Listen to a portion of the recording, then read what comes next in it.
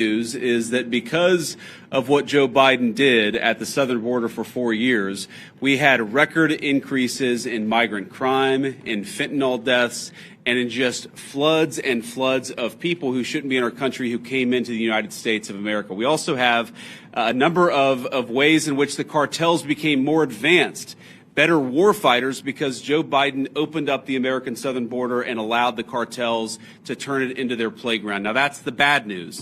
The good news is, as President Trump said last night at the State of the Union, it turns out we didn't need new laws. We didn't need fancy legislation. We just needed a new president of the United States, and thank God that's exactly what we have. And I will say that the most heartening message that I take away from my visit here at the Texas border is the number of Border Patrol agents who have come up to me and said thank you, or said because of this, we've cut the number of border crossings from 1,500 a day to 30 a day. Or the people who have come up and said we've seen a reduction, an 85% of the number of people who are dying at the American southern border. And every single day that we continue to keep this border safe, that means less migrant crime, that means less fentanyl coming into our communities, that means more safety and security for the people of the United States of America. And of course, we know the border problem, the border crisis under Biden's administration was a national crisis, but it acutely affected the communities right here. And I've already heard heartbreaking stories of people who are still picking up the pieces, local mayors who are still dealing with the budgetary consequences of what the Joe Biden administration allowed to happen at the American southern border. And that, too, is something that President Trump is going to help address, help fix, and help solve.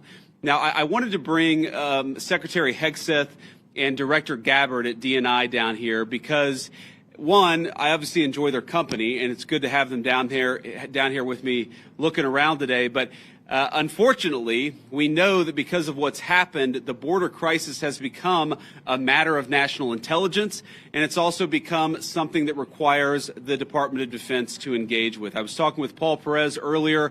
The drone technology that the cartels are using requires, unfortunately, a military response and military support. So it was important for Secretary Hegseth to see what's going on, because we know that the millions and millions of people who were let in over the last 4 years, many of them are connected to foreign terrorists. It's important for our leader of national intelligence to get a sense of what's here on the ground. So before we take questions from the press, and all of us are willing to take questions, I want to give Secretary Hegseth and then Director Gabbard an opportunity to say a few words themselves.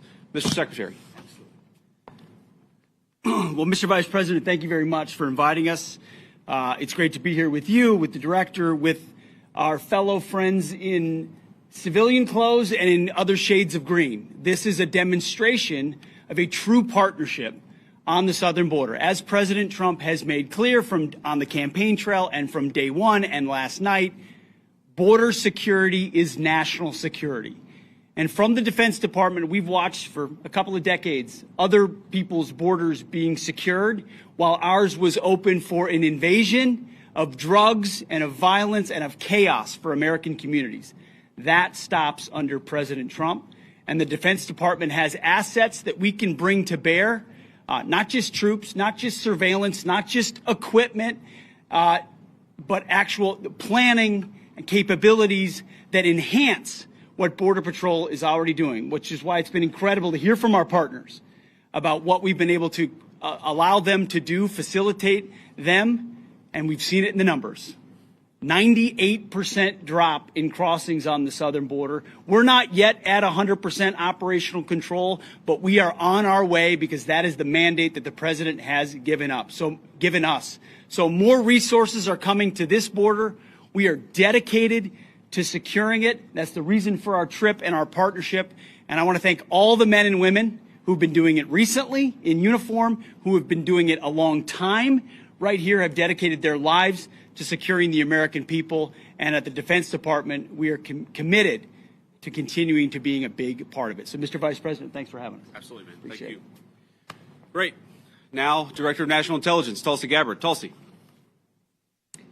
Thank you, Mr. Vice President, for your leadership in bringing the country's attention to what has been happening here at the border and the significant change that has already occurred under the short time that President Trump has been in office.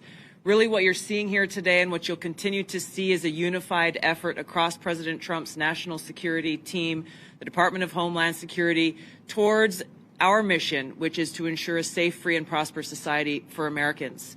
As Director of National Intelligence, there are a number of areas where we are focused. The President talked about in his speech, over 21 million people have come across our borders illegally under Joe Biden's administration. There are many of them that we don't know who they are. They have not been vetted. We don't know where they are. I'll give you one quick example of one of the problems that we are getting after. From Central Asia, there were over 4,000 people who came across our borders using an ISIS-affiliated network. Our National Counterterrorism Center went through and identified those individuals. There were hundreds of them who were either known terrorists or associated with known terrorists. That information was provided to the Biden administration. You may remember in some of the news, a little over 100 of those people were arrested in 2024. Of those who were arrested, only 8 were either deported or remained in custody. Only 8. The rest of them were released back into our country. Where are they? What are they doing? What may they be plotting? This is just the beginning. There are many, many areas that we need to stay very focused on, working with the Department of Homeland Security, working with the FBI to ensure that we're keeping the American people safe. Our Counterterrorism Center is working on making sure that we have that single source for vetting so that we can figure out who is actually in our country and identify those who pose a threat and get them removed.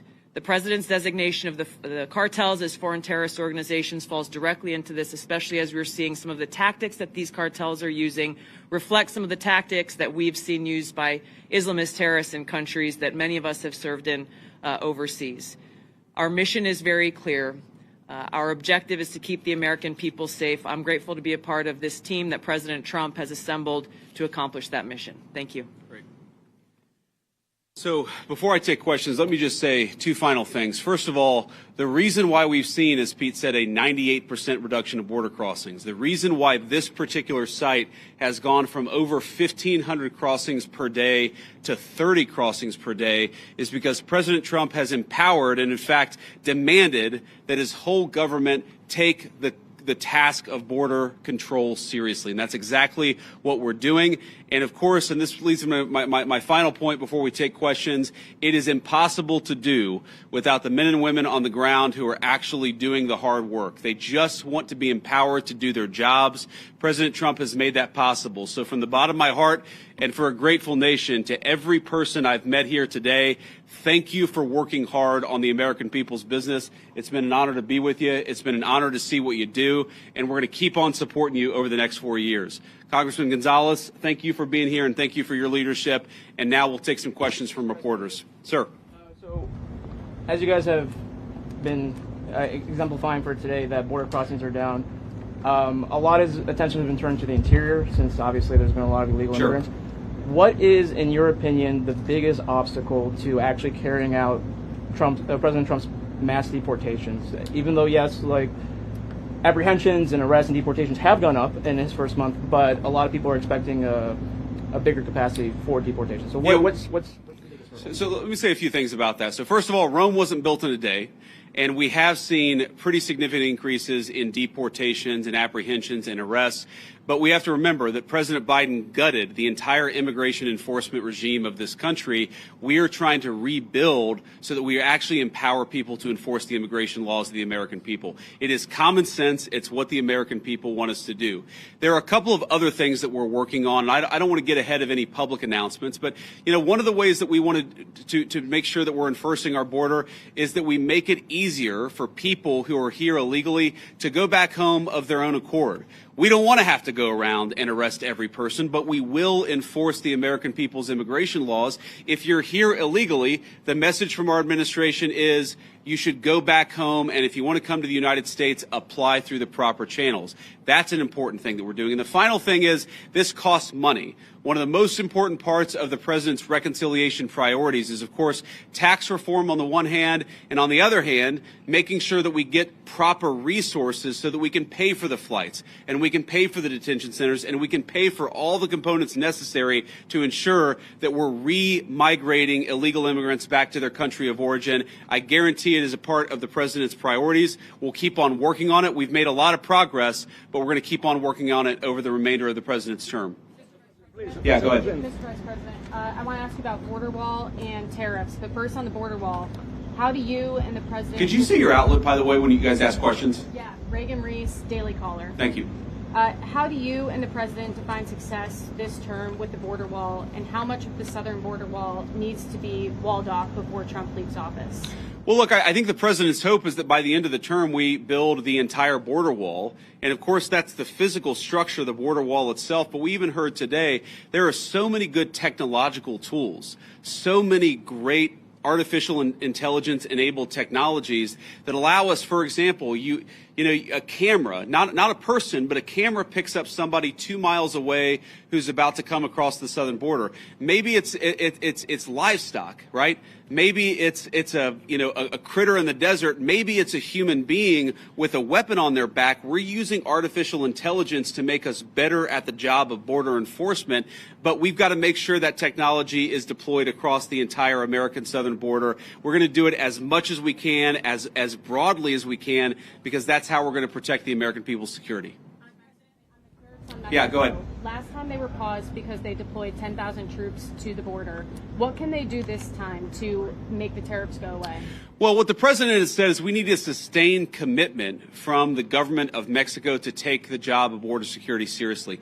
Fentanyl is the single largest cause of death among young Americans, and we know that a substantial portion of it is, the precursors are made in China. They come to Mexico, they're manufactured in Mexico and brought across the border by the Mexican drug cartels. We want to see fewer Americans dying of these terrible fentanyl overdoses when we're going to apply as much leverage as possible to the Mexican government as possible. In some ways, look, the president obviously cares deeply about the American people. He serves the American people first. I actually think he's doing a huge favor to the people of Mexico, because if they don't get control of these cartels, the people of Mexico are going to wake up in a narco state where the cartels have more power than their own government. President Trump is trying to help. The Mexican government needs to take this issue of immigration enforcement seriously. In the back, yeah. Mr. Vice President, Ali Bradley, News Nation. So since the designation of the cartels as terrorists, does that give the United States the green light to go into Mexico and to strike them there? I mean, right now, obviously, they've struck in the Houthis in Yemen. So why not, when we've seen cross-border violence, go after them in Mexico? And then my second question is about a designation. I'll follow up on these.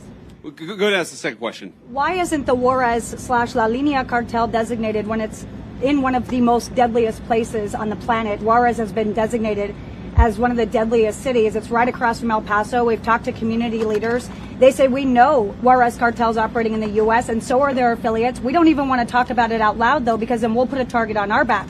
They're scared. Border Patrol even thought they were designated, but they're not. The State Department didn't tell me why. So on that, we're looking at additional organizations. Obviously, this is the determination of whether to determine a particular organization, a terrorist organization, is something that we consult with our leaders of the Department of Defense. We also consult with our friends in other governments. We maintain the optionality to designate further organizations, terrorist organizations, if we feel that we need to in order to protect the American people. And I think President Trump has made it very clear he's not going to be shy about designating some of these cartel organizations as terrorists if he thinks he has to protect the American people. Your first question was about American forces to strike. Oh, sorry. Yeah. So look, I'm not going to make any announcements about any invasions of Mexico here today. The president has a megaphone, and of course he'll speak to these issues as he feels necessary. But what designating cartel organizations allows us to do is deploy the full resources of the United States military to engage in serious border enforcement. Of course, the president is going to make the determination about how we deploy those forces. But our hope is that Mexico takes this job seriously. We don't want to have negative relationships with the Mexican government. We want the Mexican government to help itself, but also in the process to help the American people by taking these organizations seriously. It's going to destabilize the entire country of Mexico, the entire government, if they don't take it more seriously. We're hopeful that they will. And if they don't, then of course, we'll figure out what to do from there.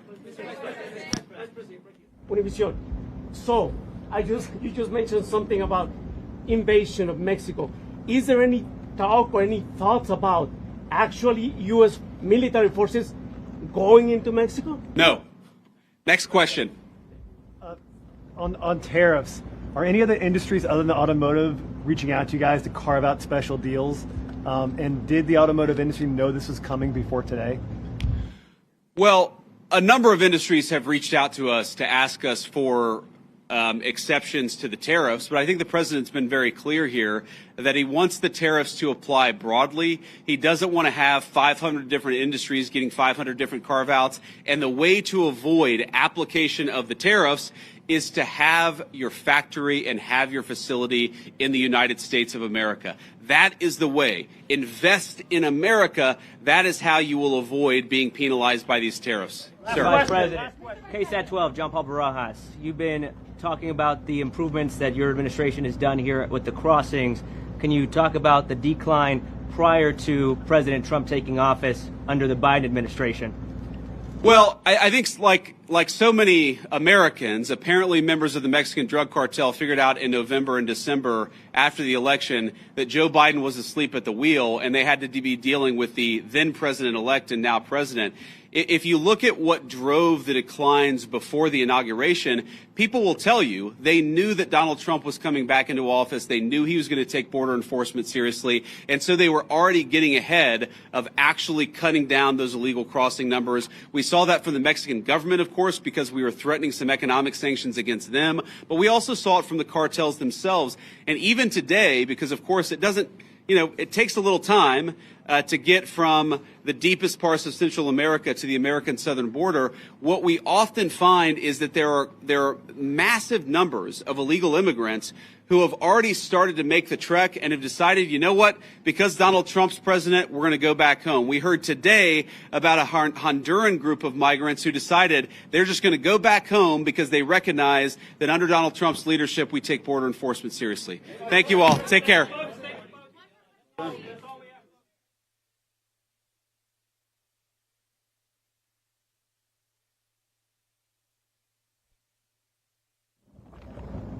Okay, guys, we gotta go. We gotta go. Cool. Let's move. Cool.